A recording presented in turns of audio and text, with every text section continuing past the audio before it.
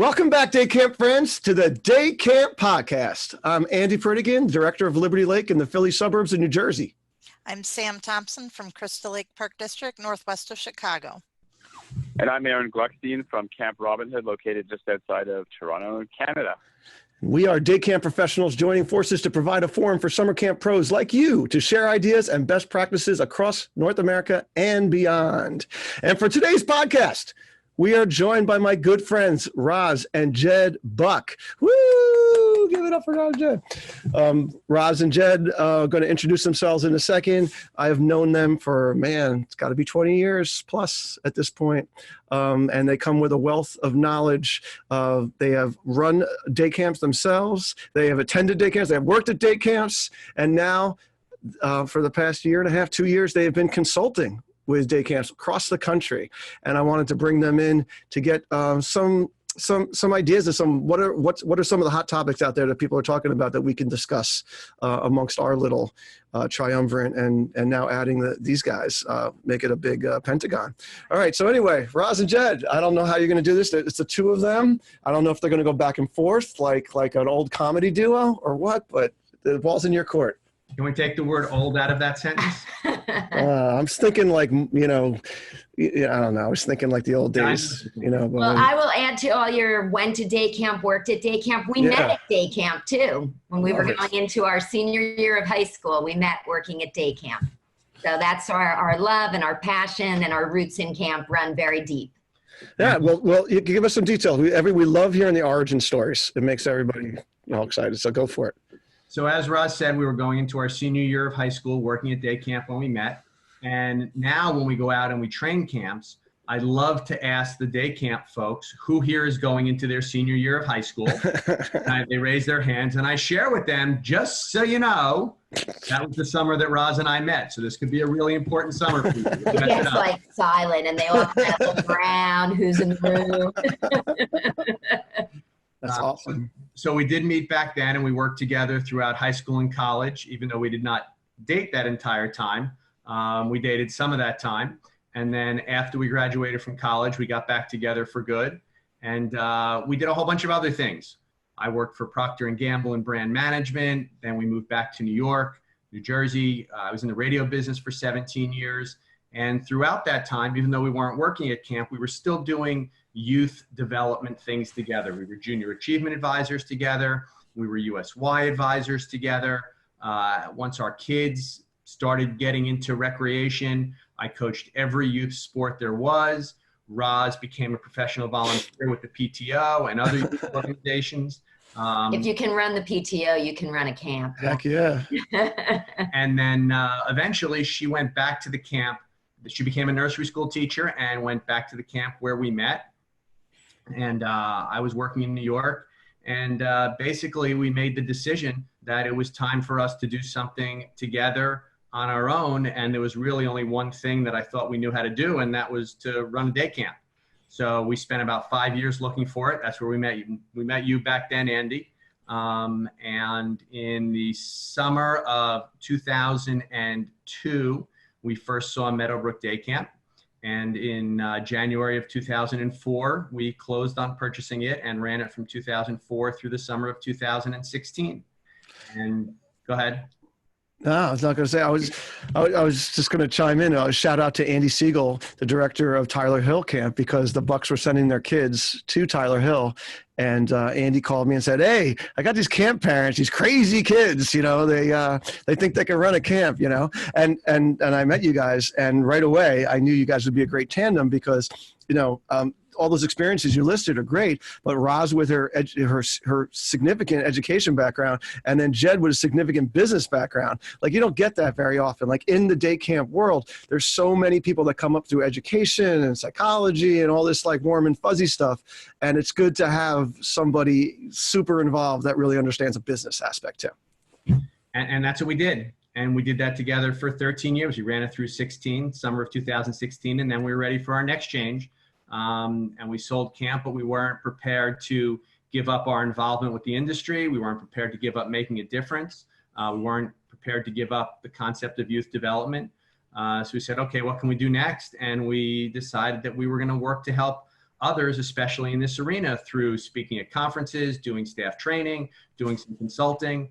And that's where we are now. And as time flies, it's actually been about 3.5 years. 3.5. Oh my gosh. I remember speaking to you right when you were making that decision, and you guys were, a little nervous because it's like, who knows how it'll go, we're going to go for it and see how it goes. And then here we are 3+ years later, and you guys are a hot commodity. I mean, you guys do a lot of sleeping in hotel rooms at this point. We do. And it's exciting. It really is. And we're getting all over the place. And so we're meeting camp people all over the country, which is really interesting, having grown up, in the Northeast, going to camp in the Northeast, owning a camp in the Northeast. Camp in the Northeast is what camp in the Northeast is. And then camp is lots of different things in different places. In the rest of the world. You could just say in the rest of the world. In the rest of the world. I was telling Sam and Aaron, we went to the Day Camp Cafe at ACA National with Michael Brandwine, and then Sam led a session, a Day Camp roundtable, and you sit there and you're like, wow, most camps are small, like 150 kids kind of thing. Most camps are non-traditional. Right. But we're all, working to achieve the same thing. And our concentric circles have a lot of commonalities. So I asked the Bucks to put together a short list of topics.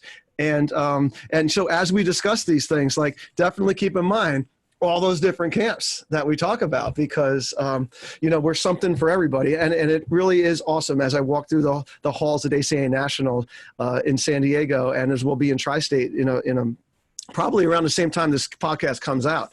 And you hear all the people, all the day camp people that listen to this as they're driving to work and such. And, we talked about the 10,000 downloads and the 43 countries that we're in and stuff. So 43 countries, there's certainly some different looking camps, no doubt about it.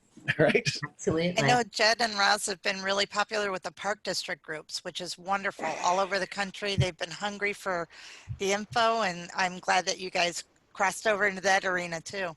Yeah, that's been wonderful for us. We didn't know anything about it, and somebody heard us at one of our earlier conferences and said, you should come to our conference. And we went to the Northern New England Park and Rec Conference, and it has just exploded from there. We did a total of 20 conferences last year, and we're seeing places that we never thought we'd see. We've been in Arkansas and Kansas and Wisconsin, and it's just been terrific.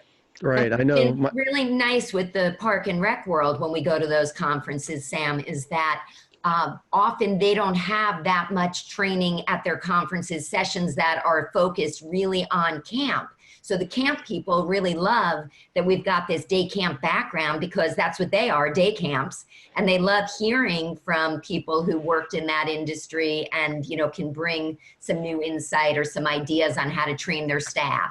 Right. And if you think about, the 70 million kids in America that have to do something in the summer, they are much more likely to be going to a Parks and Recs camp than they are to a private camp.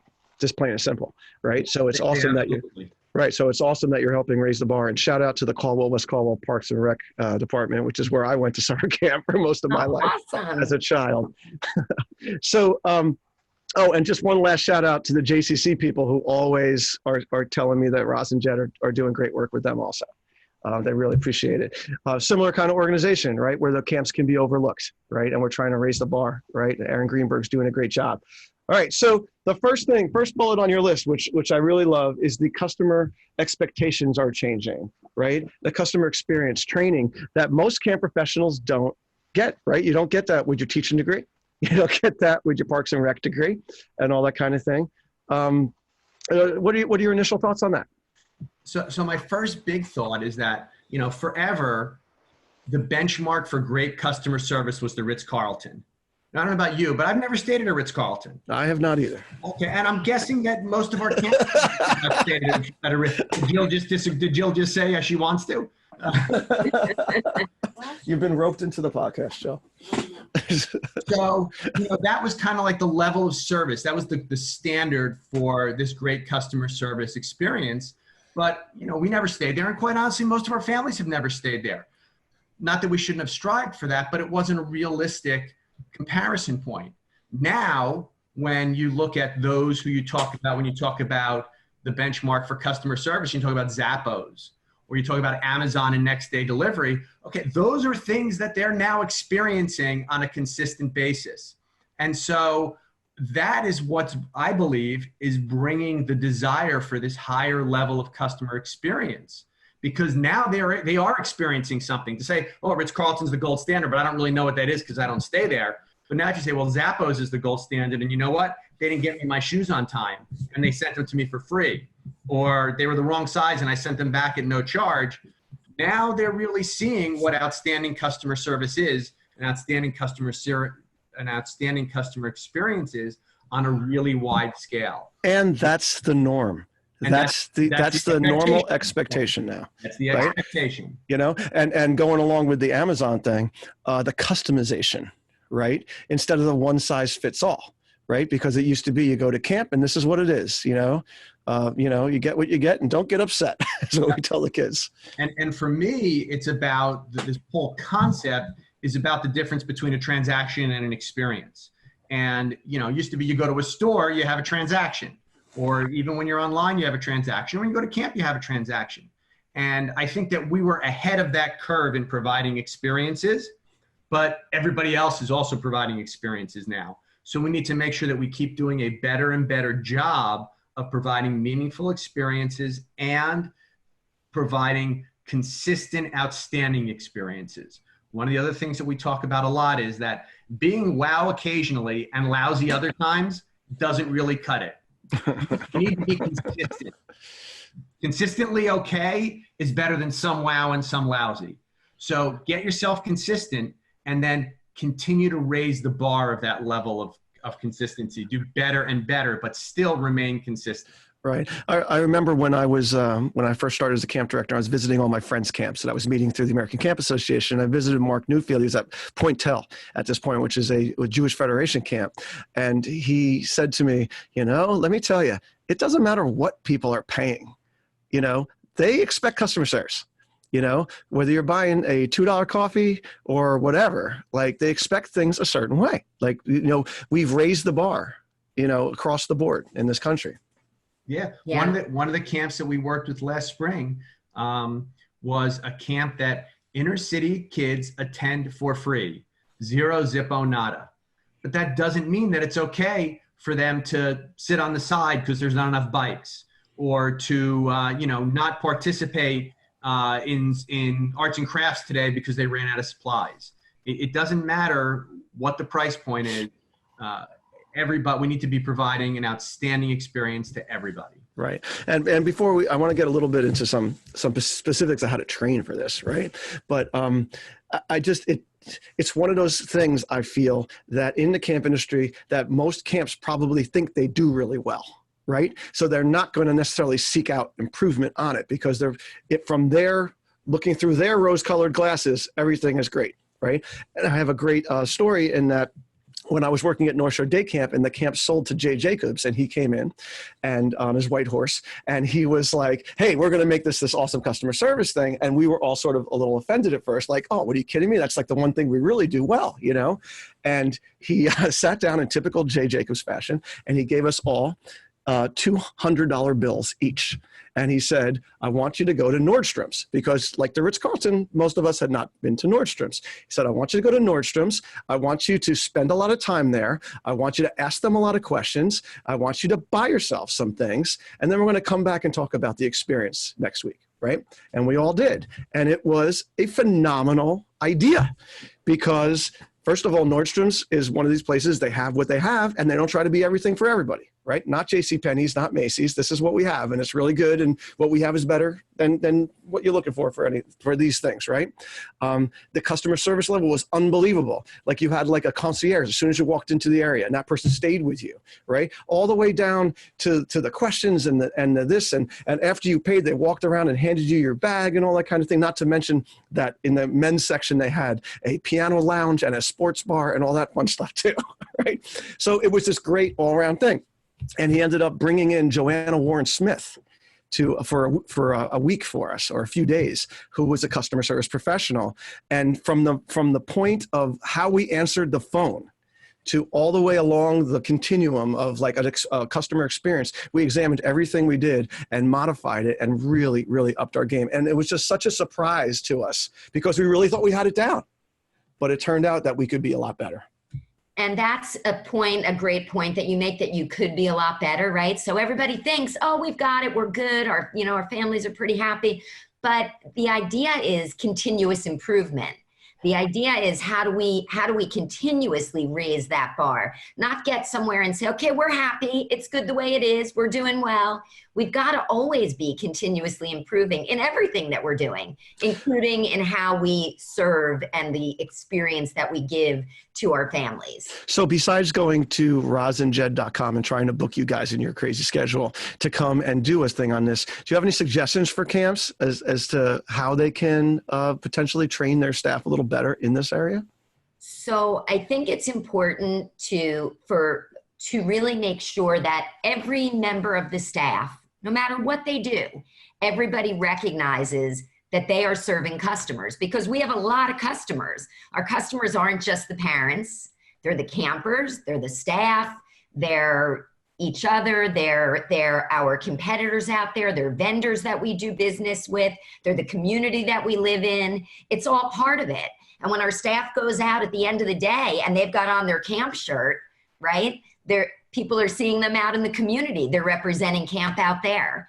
And no matter what they're saying or who they're saying it to, they're always representing camp, whether it's in camp or outside of camp. So we want them to understand that they, for lack of a better word, they are our ambassadors to everybody who is in contact with us. Yeah. We, as the directors, we don't see every parent, we don't see every camper every single day, but our staff does, whether there's pickup and drop off, whether they're bus counselors, whether they're, whatever it is that they're doing, they are the front line, they're out there. So they need to understand that they're the ambassadors. What they say, what they do, their interactions make a difference. And we want to help them understand how to have those positive interactions, whether it's body language, whether it's saying it with a smile, if you're the person who answers the phone, right? Whether it's saying it with a smile, and this is something that came from Michael Brandewine a long time ago, say it with hot fudge. Have you ever heard Michael do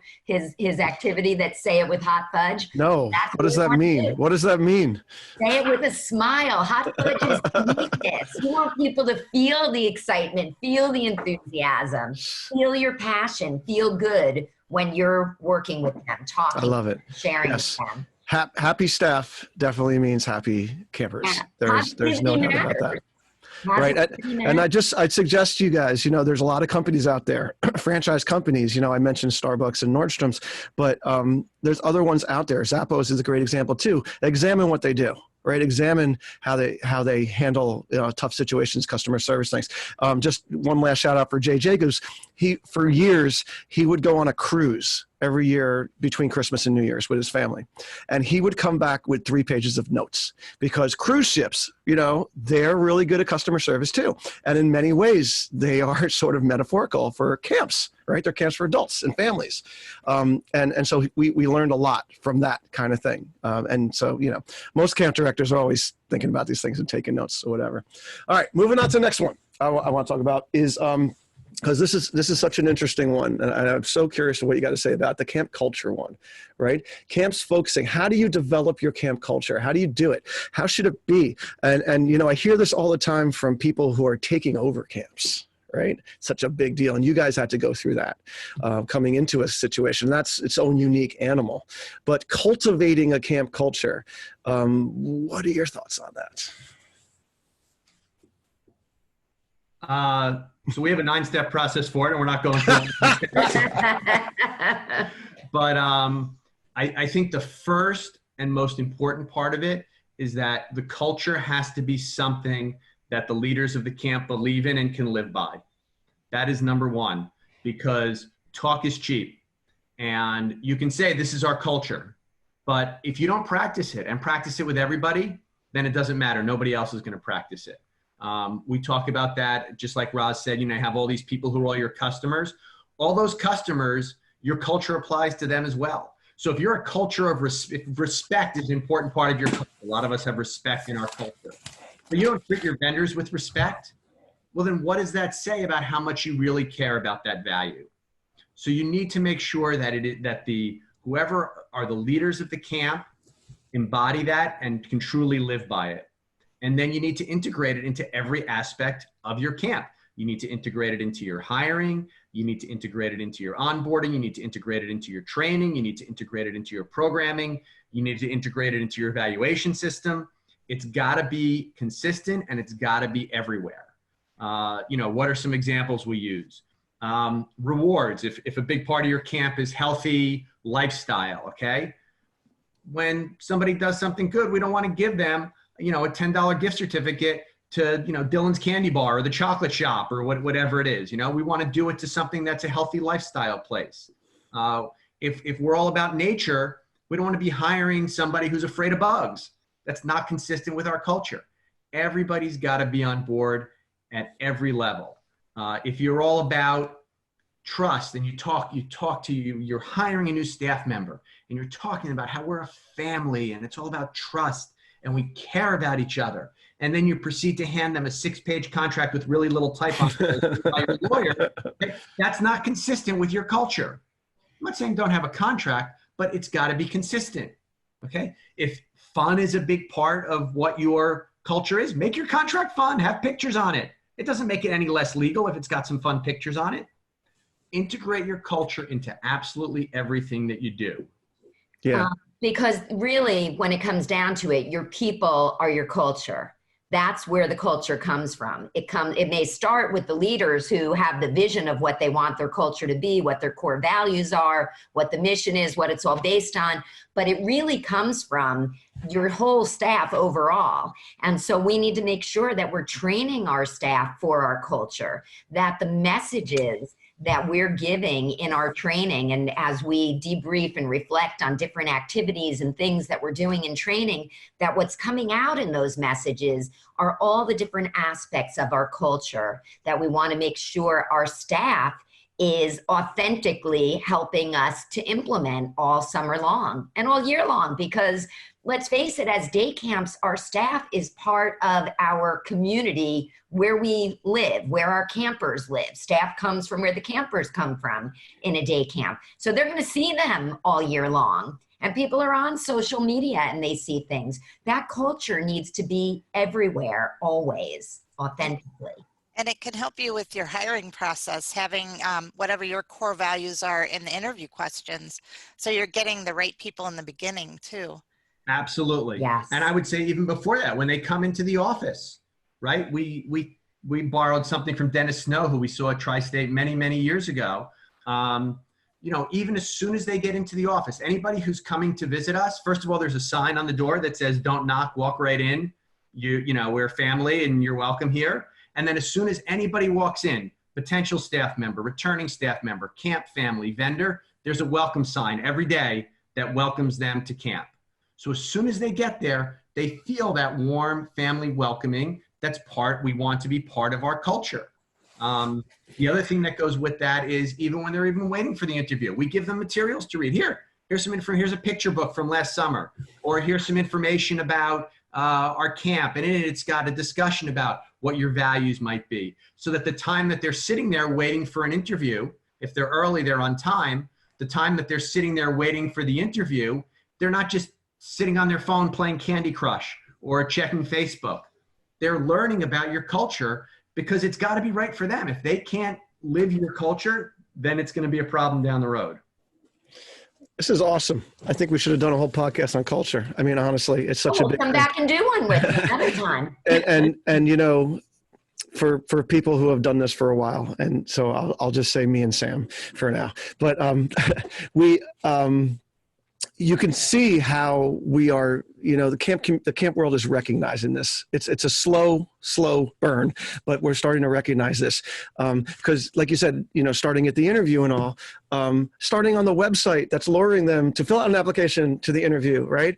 And I just feel like when I first got into camping 20, 25 years ago, that staff was completely disregarded in this regard, right? Into feeling part of the culture and all that kind of thing. Like you had the website pages about camp being all fun and all this kind of stuff. And then you had the stuff about staff being just blah, right? You have camps that are constantly staying in contact with their campers all year and building this culture and this community. And then the staff, it's blah, compliance, orientation, like, right? It's just junk, right? And you know, we had Kim Acock on a couple times last year, and she's so great at this and talking about the onboarding process. Oh my gosh. It's, you know, we take so much time and effort to onboard the kids, the campers, and we just take these staff for granted. And I think that one of the positives that's happening from this really tough time we're in right now, it's so hard to get good staff. There's just less of them out there. There's less in the workforce, right?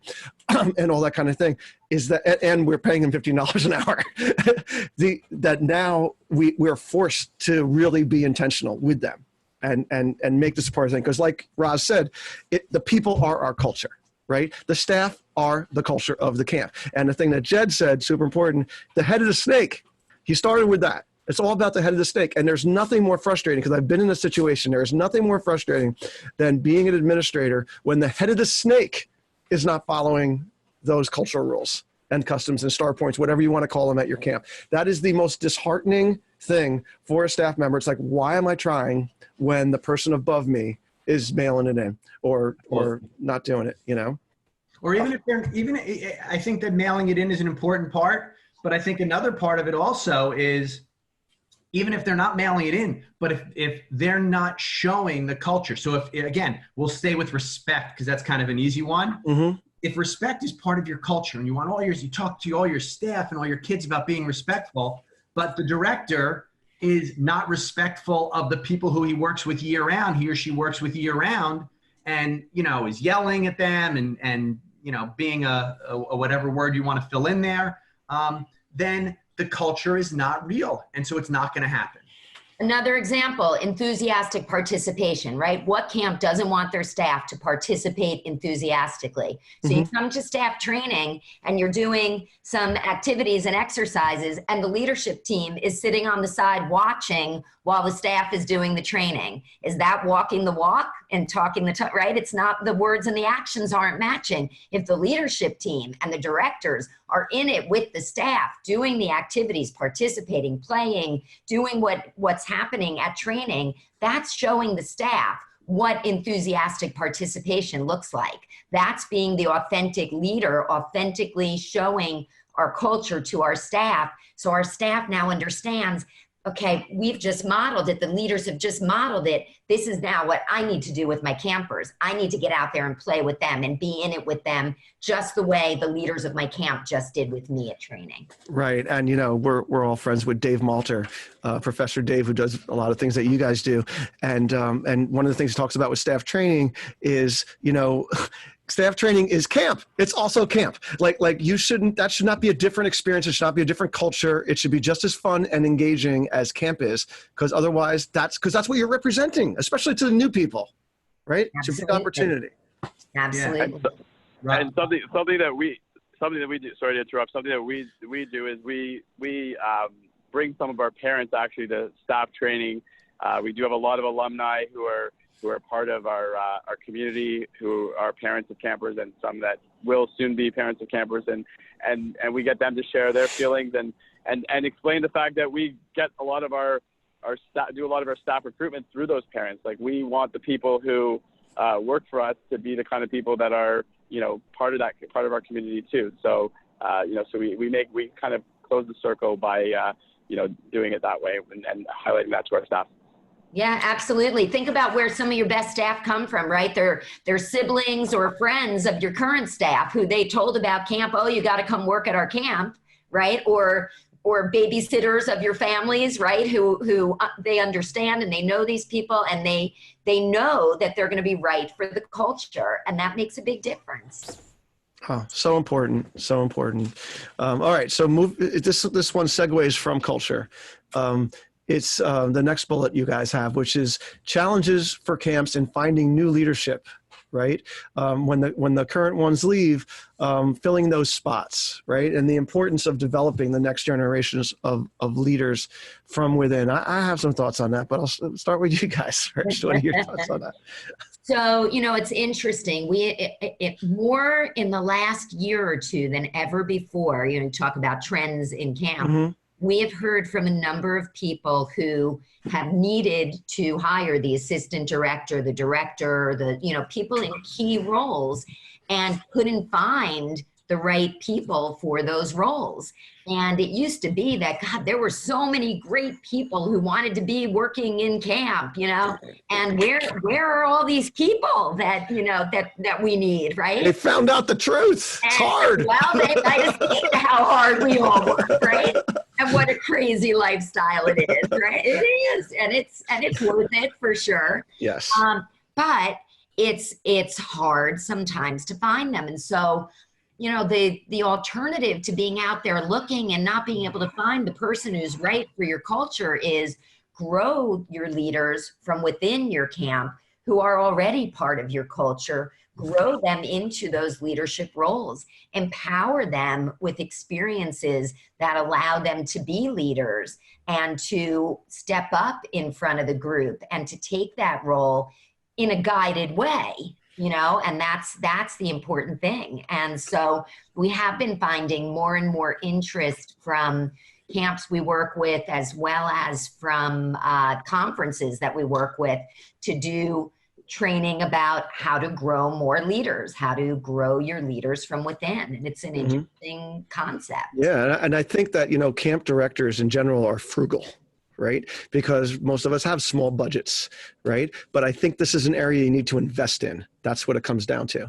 And you can't elevate someone from being a camp counselor to an assistant director. There has to be some kind of intermediary step there, right? So creating those steps within your staffing framework to give those people like the intro to being an administrator kind of positions, right? Where they can be learning from the people above them and make it intentional. That's the problem too, is a lot of camps will make it just this sort of nebulous, oh, well, we're going to have them work with Jed and Jed's really good, so he'll sort of figure it out. No, there has to be actual intentionality in that, right? So like in my camp, we have assistant division leaders, and some people may think they're not the most important positions, but they're my way in for these people. Yeah, absolutely.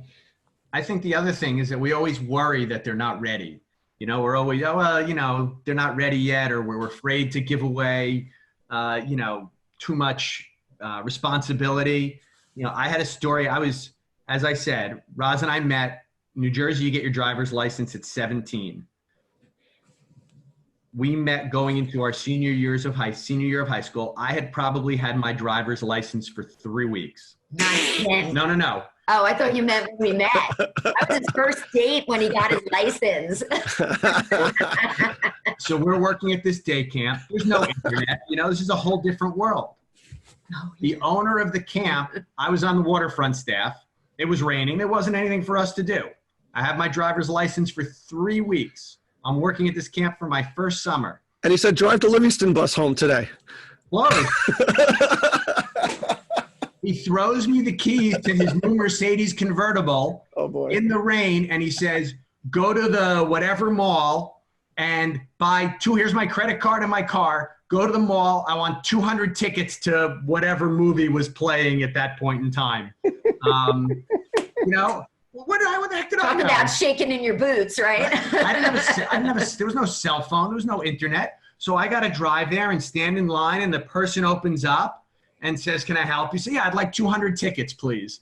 To whatever. Yeah, I can't do that. And so I'm 17 years old negotiating with this person about how I'm going to get all these people into his theater and what can we do?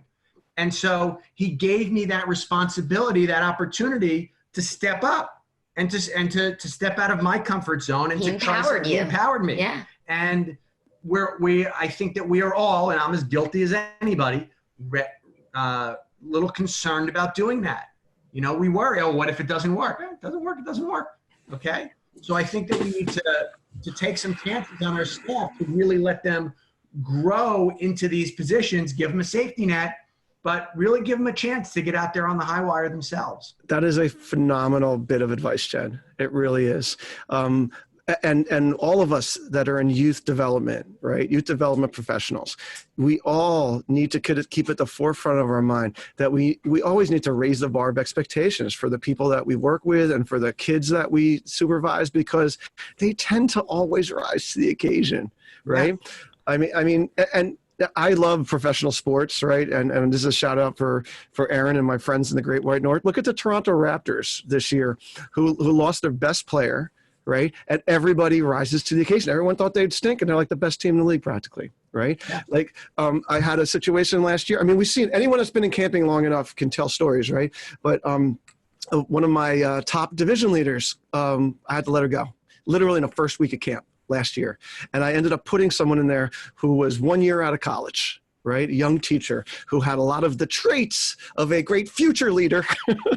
And I threw her right in the fire, and it was rough for her, but man, she kicked butt. She did a great job, that's Sam Simonelli, and I'll always be grateful to her. But it was just a great example how, you know, if that person has the potential, you got to let them do it. And like you said, have the safety nets for her, right? Have the situation where if they fail, first of all, you're going to anticipate there's going to be failures. It's just part of the learning process, right? But surround them with people that will help support them emotionally and literally and all those things. So yeah, that is a great bit of advice. Another good opportunity. Oh, sorry, Aaron, go ahead. No, I was just going to say that, you know, there's always opportunities to create small areas or larger areas of leadership within your structure, whether you're a big camp or a small camp. So, you know, something that we did, you know, years ago, a great example of something that was helped us to prepare somebody to be a leader that the following summer, was gave them little jobs and responsibilities like head of Lost and Found and, you know, head of special program day and all these different things. So creating these little opportunities where, you know, one person could have many opportunities, or there could be many opportunities for many people. Or you can create, you know, a structure, you know, where there's, you know, sort of the, like something we do at Robin Hood, which kind of helps us prepare people to often take on a senior staff role, is being on our bus admin team, we call it. So it's a level of responsibility where you can, you know, sort of oversee the bus counselors, mentor the bus counselors, you know, but not really, you know, be part of our senior staff team right away. And it gives us a chance to see those people shine and have opportunities to, you know, to help people and share their leadership. So. That's great, Aaron. Another opportunity is if they're really good at something their first year with you, having them help with training the next year in that area. Oh, yes. Yeah, so they can step up. We did it this current year. We took a cue from my son's college, and we took a bunch of these potential great young leaders, and we made them orientation leaders. And we brought them in for a couple of trainings prior to orientation, and gave them a whole bunch of skills and a whole bunch of ideas and stuff like that. And during our new staff orientation, they basically ran it. And it was such an amazing. And this girl Sam I was talking about, she was one of them. It sort of showed that she had it in there. And then another place for day camps for potential places to find, like Aaron was saying, within your structure is the before and after care, right? Before and after care is a great place to give people like make them lieutenants there, you know, because that's a rough situation. And it's a great environment to prove yourself. Let me give you one more. If you do any kind of full camp, all out, I'll use the word color war. A lot of people call it color war. Some people call it Olympics. And you pick staff to be the leaders, the captains. And I know there's always one or two that we were making that we would make a captain. Well, I'm not so sure on this one, but we'll give it a try. But I will tell you that one of the greatest sources of pride is when you see some of those kind of fringe people who you weren't really sure about, and you make them a color war captain, and they become rock stars, and it transforms them. There's a great story from when Oprah was finishing up her talk show and she had Ralph Lauren on the show. And he talks about when he was growing up, when he was in college, and at camp, they made him the color war captain. No way. And how he talks about how special it made him feel. And I've used that story several times to talk about the importance of making people feel special at camp. And color war captains and honors like that are some of the ways that you can do that. That's great. Oh, yeah, that's truly that truly, you know, we've seen it truly has an impact on the staff because you know, people who you don't think, you know, can rise to that occasion and do, and whether they were the strongest or weakest of the leaders of the color wars, it doesn't matter. Those people really feel accomplished at the end of the summer. From what I've seen, and it's a great opportunity for them. One last thing on this, an intentionality aspect of it is you can't expect these people to knock on your door and tell you that they want this opportunity, right? Especially the introvert people, which have a lot to offer, right? So I think it's a really important part of when they sit down with their supervisors doing their like in-season like check-ins and evaluations and stuff like that. That needs to be one of the questions from their supervisors is like, do you want to take on more responsibility? You know, where do you see yourself next year? That kind of thing, to give them the opportunity to say something, right? Because what ends up happening, because I've seen now in my many years, is that I'll pass over people for doing things. And, you know, I had no idea that they wanted the extra opportunity. They're sort of quiet. They seem really happy in what they're doing, you know?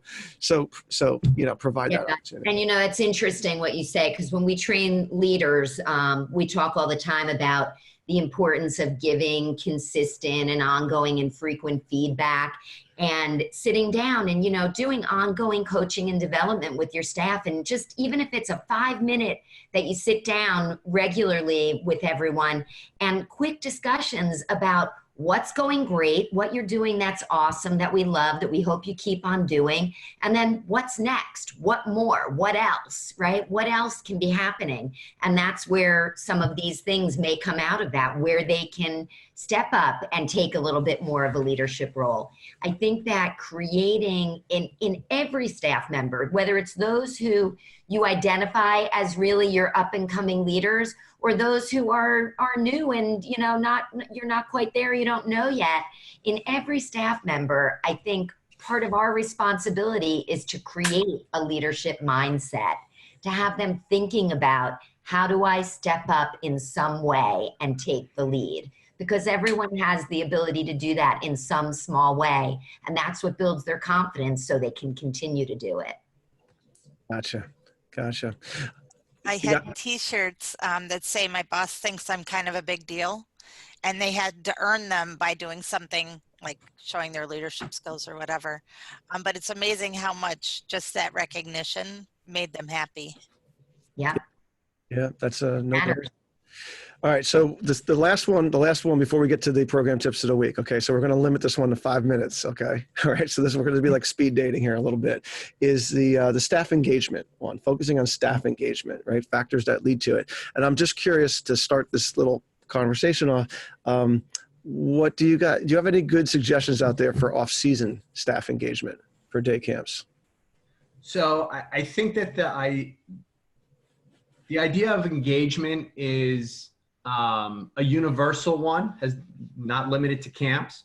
And it's basically about the emotional commitment that an employee feels to their organization. And when we talk about this, it is the numbers are frightful. Get out of camp for a minute. The numbers are frightful. Despite the fact that it's a cover story on every magazine the last 2 years, they still say that over 50% of people don't like their jobs. Okay, that's what the data says. So what we talk about is that there are 3 pieces to creating employee engagement. First of all, they need to know they're making a difference. Second of all, they need to be appreciated. And third of all, they need to have fun. And the more of those 3 things you have, the higher the levels of engagement. The less of those 3 things you have, the lower the levels of engagement. Applies to employees, also applies to volunteers. Again, when we talk about the day camp world, the big world, a lot of camps have a lot of volunteer staff. And your volunteer engagement is no different. If you think about your own experiences, if you're a volunteer and you're not appreciated, or you don't think you're making a difference, or you're not having fun, you're going to say, see ya. Well, the fact is, even paid people at camps are practically volunteering, considering, what they generally make. No, I mean, seriously, right? I mean, of your big 3, you didn't say how, make sure they're compensated, right? Like, that's not why people take these jobs. And that's universal also. Right. If you look at the data, there is not a correlation between pay and engagement. Mm-hmm. So I think that if you keep those three things in mind, then that leads you to the question, how do I keep people engaged? How do I keep folks engaged during the off season? And the answer is that you continue to make sure that they feel those three things. So you show them that they're making a difference. When you get a survey back, when you do a parent survey at the end of the summer, and somebody says, my son's counselor, Andy, was really great. He really made Justin feel special this summer. And he still talks about him every day. You take that comment and you email it to Andy. And you say to Andy, hey, Andy, I just want you to see what Justin's mom put on her survey. You really made a difference for Justin this summer. So that's the first thing, is you on an ongoing basis, show them the difference they made. The second is you show that you appreciate them. Everybody knows every staff's birthday. If you are not doing something to wish your every staff member happy birthday on their birthday, you're missing an opportunity. That's a way that people feel appreciated. That's a very simple one, but it's a universal one. Everybody's got a database that's got everybody's birthday in it. You need it for taxes. And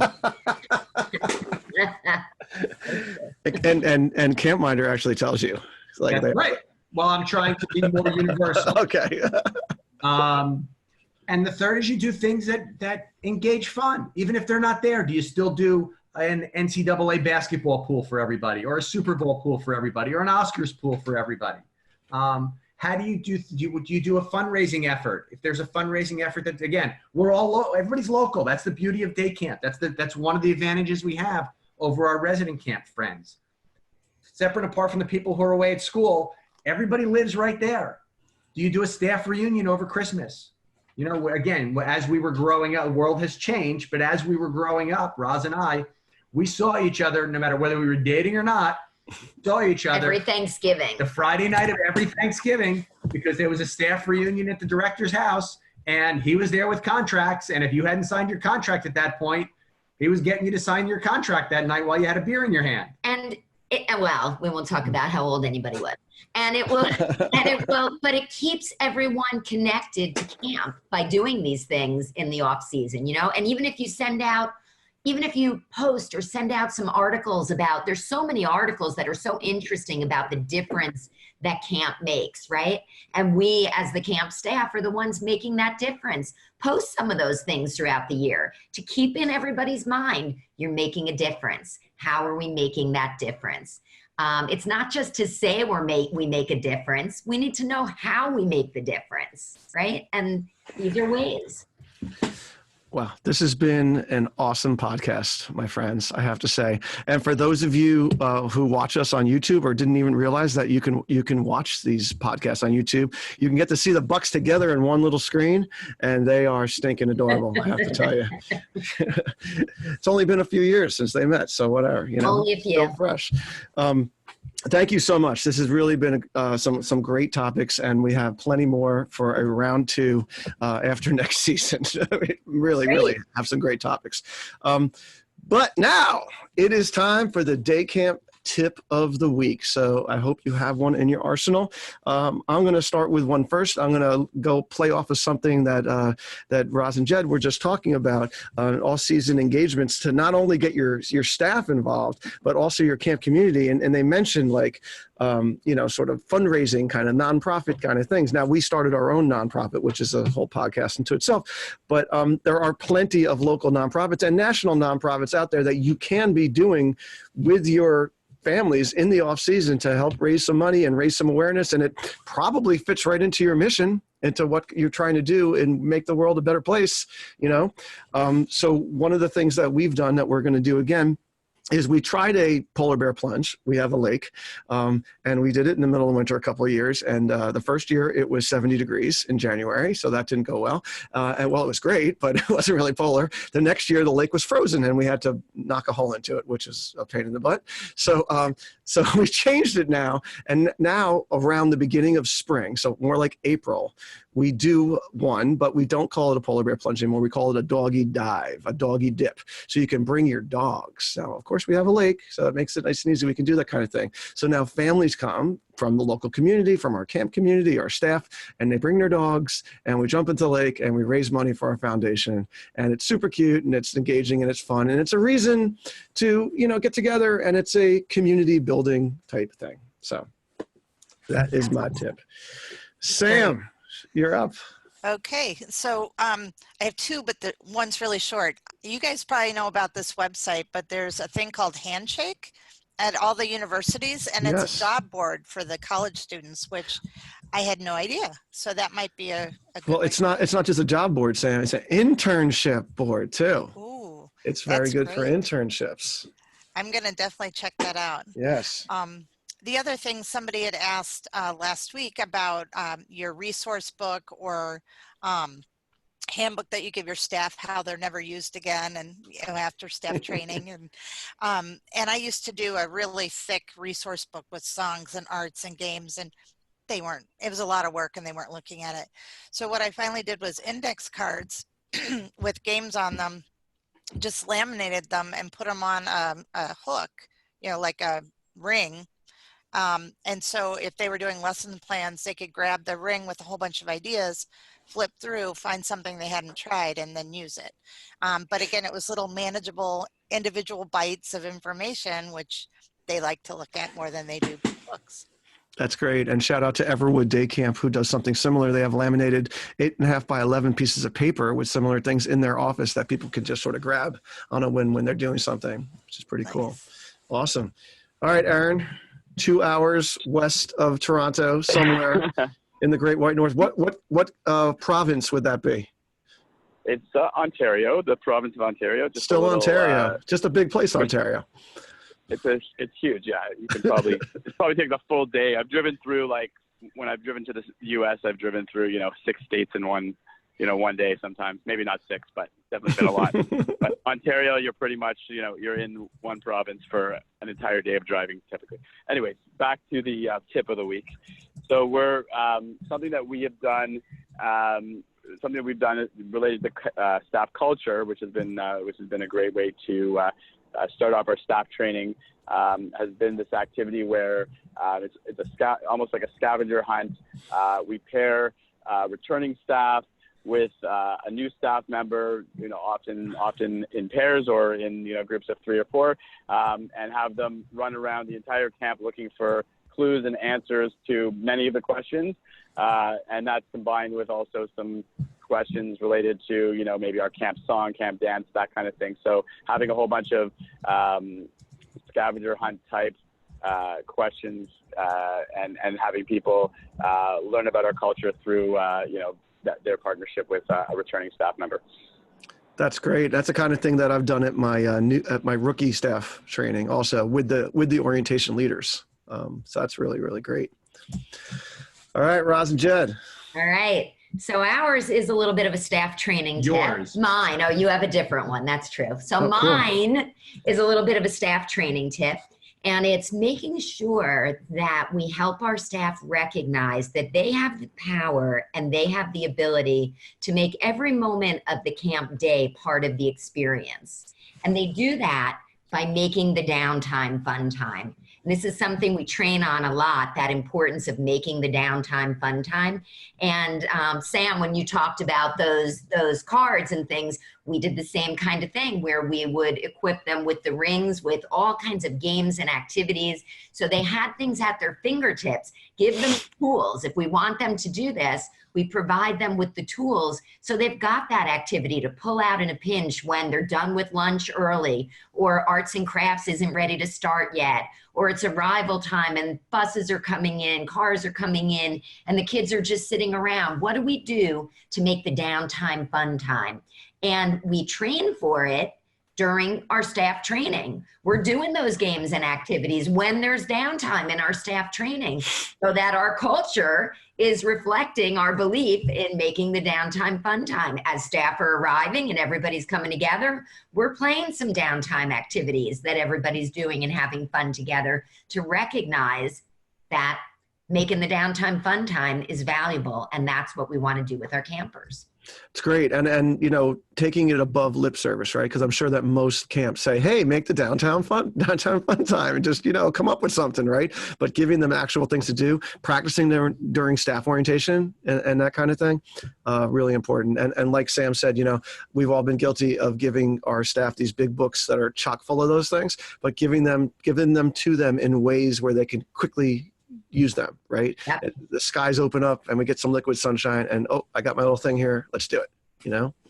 And the other thing that goes along with that, Andy, is that part of it not being lip service is what happens at the beginning of orientation. What happens to the person who shows up first, especially at new staff orientation? The first 5 people, do they just sit there on their cell phones? So that when orientation starts, you need to be making, as the directors, you need to be making the downtime fun time. You need to have, even if it's as simple as having out crayons or markers and word searches and coloring pictures to color, make sure that you are not just talking about it and not just providing the tools, but you are modeling it in your staff orientation. That is some wise stuff, Mr. Yoda. That is awesome. All right, so I'll make that my tip of the week then. All right, that is great. I mean, honestly, you can't do better than that. That is phenomenal. That really is. You know, and again, it goes back to what we were saying, how camps focus so much on giving the kids this great experience, and then we completely cheese out on our staff, right? Absolutely. Yeah. It's a joke for us when we were at conferences. People who've seen us multiple times know that if you get there on time, we're missing the beginning. We have a soft opening for every conference. And as soon as we can kick the people in the room out before us, as soon as we can kick them out and get set up, we're doing something. We're playing a game or we have an activity because we want to model it for the directors who are coming to the sessions so that they can model it for their staff at orientation so that they can implement it with their kids all summer long. Man, I just wonder what it's like in the Bucks house when they're like brushing their teeth to go to sleep at night. Like what's happening? You should be on one of our car rides where we're playing games and doing, you know, every car ride's a board meeting or a planning meeting or, you know, whatever. Well, I hope there's some fun stuff too, because you have great fun ideas, for God's sake. Yeah, we're playing. All right, good. You guys just triggered a great idea with staff training. I'm going to make them make an index card, every single person at staff training, and laminate it and give it out, because why should I come up with all of them? That's true. That's a great idea. All right. Well, I want to thank again Roz and Jed Buck at rozandjed.com. Ladies and gentlemen, that's ROZANDJED.com. Check them out. They also got a great Facebook page. And like they said, they're at like most conferences at this point. And we also want to thank our Go Camp Pro executive producer, Travis Allison, our producer, Matt Hansberger, and our dedicated sponsors, ACA New York, New Jersey, Commercial Recreation Specialists, and AM Skyer for allowing us to bring this podcast to you. If you don't want to miss an episode of the Day Camp Pod, you should subscribe on Apple Podcasts, Spotify, Stitcher, SoundCloud, Google, or like I said, YouTube, and give us a nice rating when you're at it. Check out our show notes from this and other episodes at daycamppodcast.com, and feel free to send us feedback and new ideas on future pods at our email address, daycampquestions@gocamp.pro. Thanks for listening and making yourself a better day camp professional. We'll be back in 2 weeks with another episode of the Day Camp Pod.